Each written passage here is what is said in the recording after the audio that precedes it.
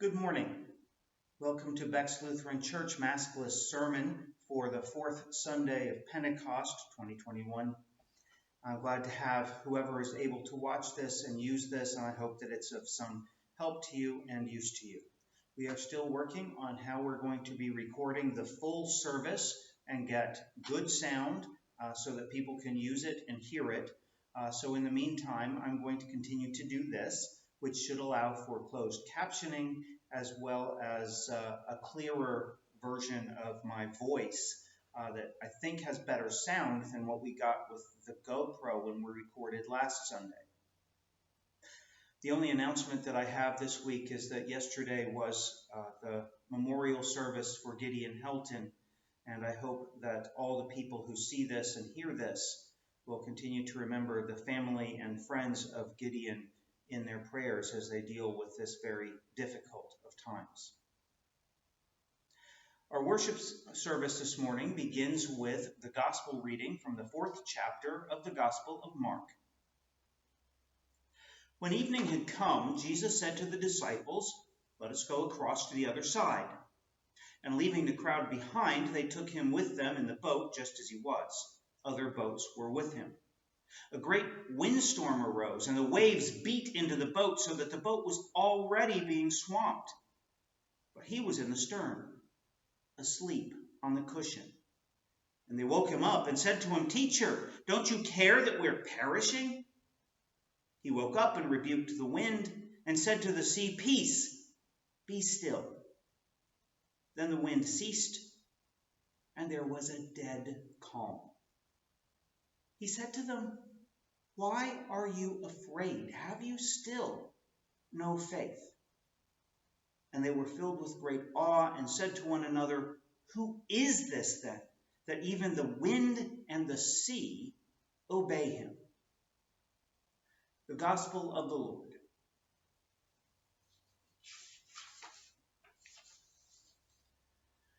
As some of you know, I ride a mountain bike pretty often. And when you go out to go get on a trail, there are certain kinds of things, a kind of a process that people follow to get ready to do this. For the journey that you're going to have, however long the trail is, whatever kind of trail it is, you have a process of getting ready. As I really learned the hard way last week, one part of that process needs to be bug spray, especially all over my back. But beyond that, you've got the ordinary things you've got to do. You've got to check your tires. You've got to put on your helmet, your gloves. Maybe, depending on what kind of trail it is and what you're expecting, wear knee pads. I use shin guards. Most people don't, but there's enough pedal strikes that I'm just not going to ride without shin guards anymore. Of course, maybe sunscreen and the aforementioned bug spray. The other night, I didn't have bug spray with me. I was heading off into a trail, Reedy Fork in Greensboro, and it was 6:30 in the evening. It was very muggy and very warm and uncomfortable out. I even ran into a couple that had come off the trail that had been running, and they were doing their stretches out there, and they asked me if I was going into the trail, and I was like, well, I'm taking my bike off my car, and there's a trail right there, so yeah, probably. And they just said, well, I hope you like bugs then. And knowing I didn't have bug spray on me, I decided to ride anyway and got my back eaten up.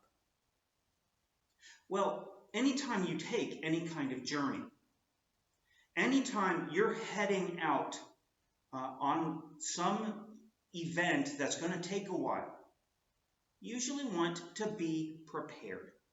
You want to make some preparations before you go on a trip, a long drive somewhere, or a flight. You want to make preparations. Everything's got to be in order.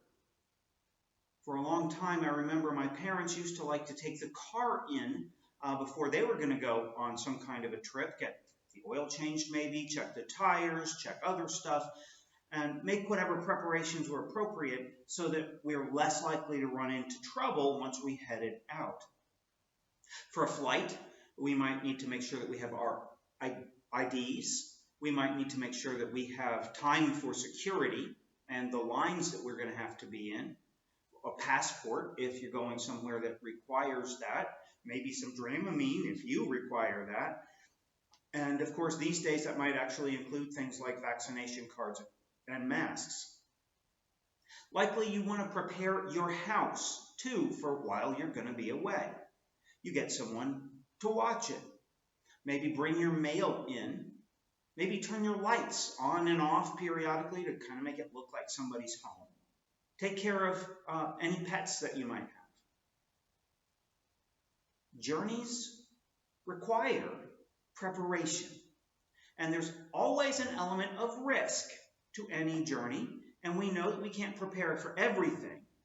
But we try to prepare in the best ways that we can. Anticipate what we are most likely to run into. And then there's different kinds of journeys too. Sometimes we journey literally. We're going to visit the grandkids, or we're going on vacation, or whatnot. Sometimes we journey in time, so to speak, as we age and grow. For instance, the journey from childhood to adulthood. And we do what we can to prepare for the different changes, challenges, and gifts that might lie ahead. Sometimes we journey between ideas or peoples, deciding to accept some new idea, leave behind something old that used to be part of your life, but you've decided you no longer think that way anymore. Or maybe some group of people that you haven't been with, understood, experienced before, and you're making a change. Maybe it's moving from north to south or south to north. Maybe it's moving to another country or taking a trip abroad and dealing with language and customs and things that you're just not used to. Well, Jesus and the disciples are on a journey in our reading from Mark this morning. On that day, when evening had come, Jesus said to them, "Let's go across to the other side." And of course, he's talking about the body of water that we call the Sea of Galilee. One side of this lake was the Jewish side, which is where Jesus has been, long about Capernaum.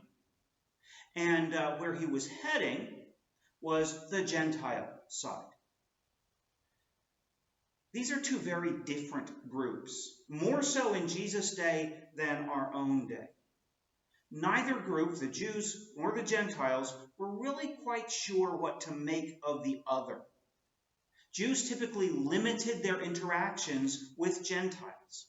And maybe you remember from a different gospel, from the Gospel of Matthew, where Jesus commands the disciples, when they're being sent out on their mission, where the 70 go out to the different towns and such, he commands them to not go to the Gentiles at all when he's instructing them on their mission. Don't go to the Gentiles. Stay away from the Gentiles. And until the very end of the Gospel of Matthew, Jesus maintains this division where this is about the Jews. This is about the lost sheep of the house of Israel and not these Gentiles, these foreigners, these people that we don't understand. And it's not until you get to the very last chapter, just the last couple sentences, that Jesus turns that around and says not to avoid the Gentiles, but now go to all nations. All nations, baptizing them in the name of the Father, the Son, and the Holy Spirit.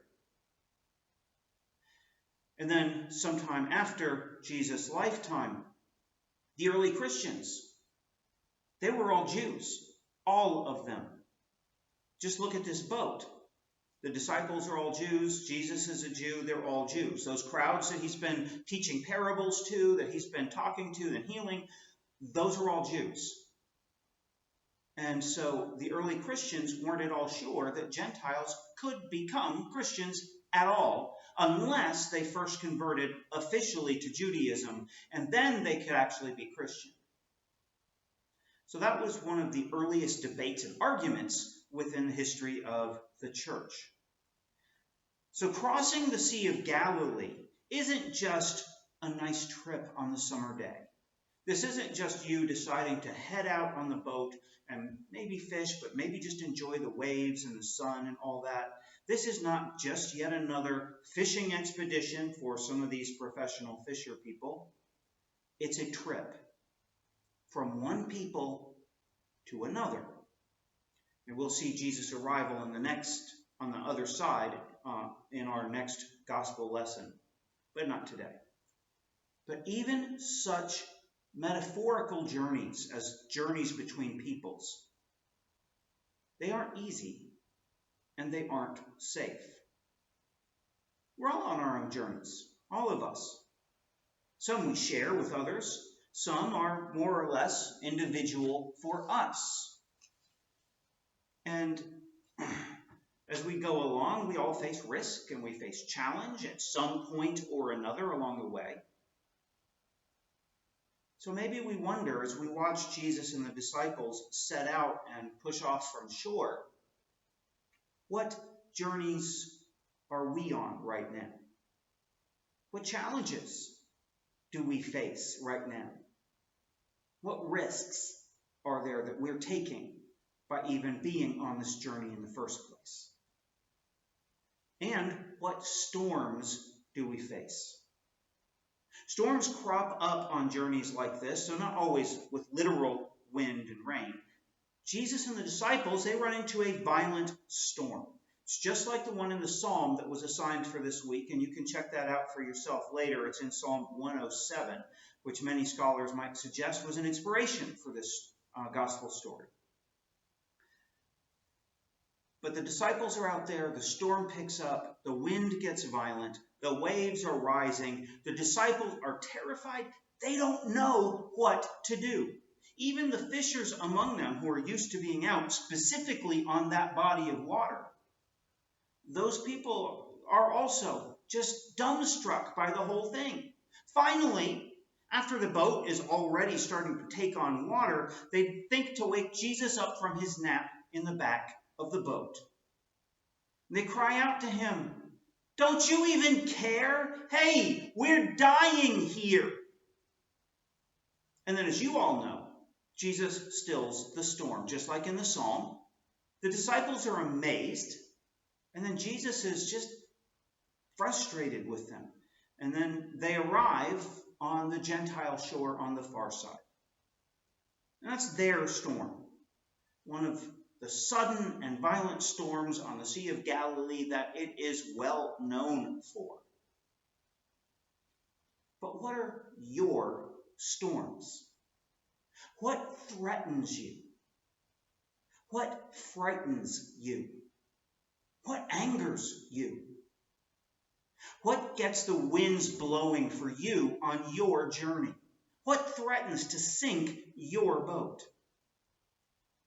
Worries about family, about aging, about money, anxiety about changing climate, about politics, about changes to our society and culture. Maybe it's about people you're less than comfortable with, like the Jews and the Gentiles, who have no comfort with each other and tend not to get along back in the day. Well, it seems like in the story, the disciples take a while to even think of waking Jesus up. And when they do, they're asking for sympathy, at least. Even if they don't ask for his help, which they don't. They wake him up and they're like, "Don't you care that we're dying here?" You know, the guy who's peacefully sleeping while everybody else is sinking and facing possibility of death. Here's Jesus just sleeping away, and they feel like they're dying, and he doesn't even care. They don't ask him to fix it. They don't ask him to still the storm. They just kind of want to share this moment with him and not be frustrated that here he is sleeping peacefully while they're panicking. Now, Jesus is impatient with their lack of faith, as he often is in the Gospel of Mark, but he calms the storm. He brings them peace and safety, and the journey continues till they arrive safe and sound on the Gentile side of the lake. They're facing change. They're going to a different people. And Jesus calms them as much as the storm and gets them to their destination. That's right, it's not just the storm that's calmed, it's the disciples in the end. Their panic is taken away. And so we too come to Jesus. We may not know what to ask. We may not be asking anything else. We may just be panicking and freaking out and so anxious that we can't even think straight. We may not say, hey, fix this. We may instead come to him and just simply call out, don't you care what's happening? We're dying here. Something terrible's happening. Don't you even care? And then there's Jesus to calm whatever storms threaten us. But more than just calming the storms, he's calming us. He's there to get us to whatever destination it is that we're journeying towards. Now, we obviously don't find Jesus in the back of our boat. We don't find Jesus physically present in the ways that the disciples might have him here in this story. But we do find him. We find him where 2 or 3 are gathered in his name. We find him in the waters of baptism. We find him at the table, like this table, which is the high point, the culmination of our worship service. In fact, the way I like to lead worship in the sanctuary now that we're here is that I tend to start down towards the font with the confession and forgiveness. Sometimes I even use the water to make a little noise while pronouncing the forgiveness that the waters of baptism have also offered. And then gradually move back towards the point that I reach behind the altar where we're about to share this table. The whole service is a journey from baptism to the table, to the promise where we experience a glimpse of the kingdom and the presence of Jesus. So we journey through the worship service. Now, coming to communion, coming to the font, they may not calm all the storms around you. Sometimes we come to church already anxious about whatever's going on, and we leave the same way. Sometimes it touches us. Sometimes it doesn't. It doesn't fix our storms. It doesn't change our medical situations. It doesn't change our family situations. It doesn't change our financial situations as such. But maybe when we come to this font and this table in trust, it may calm you enough to make it through, to face the journey, the changes that lie ahead. Journeys are risky. All of our churches are on journeys now and trying to figure out what is our destination? Where are we headed? What are we doing? We want to remain viable. We want to have enough money to keep the congregations going. But on the other hand, we also want to make sure that we're still vital, that we're serving, that we're living the gospel and not just closing ourselves up like a fan and saying we're just where we're supposed to be and that's all we're going to do. Because we have a journey assigned to us. We have a mission to cross the lake, to endure the storm, and reach out to people that we may not always have been comfortable with, that we may not understand. And we don't journey alone. We have the one with us who promises us peace. And so we join him. We join him at the table. We share all the things, all the storms that bother us. And we again let him calm our storms, or even just calm us in the midst of the storm. Peace and calm be with you. Amen.